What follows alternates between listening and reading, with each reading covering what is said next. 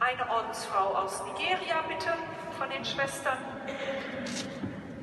Jemand vom Rat der Katholiken anderer Muttersprache, vielleicht der Herr Horvath.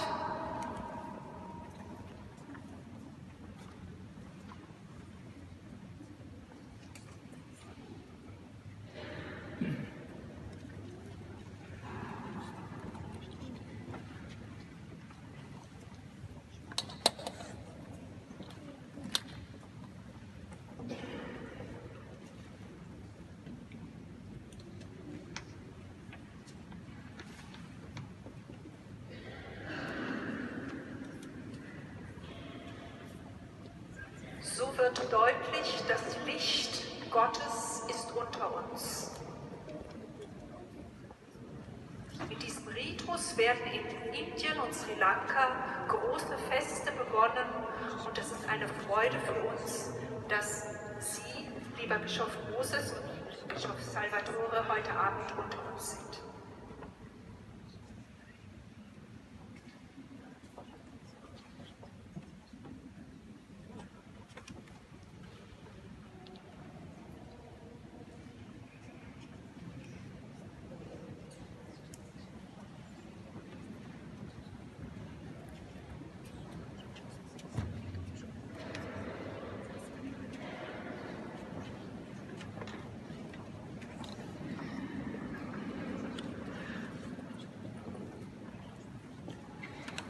Wir haben unter uns auch einen Neupriester. Ein junger Mann ist geweiht worden zum Priester im November.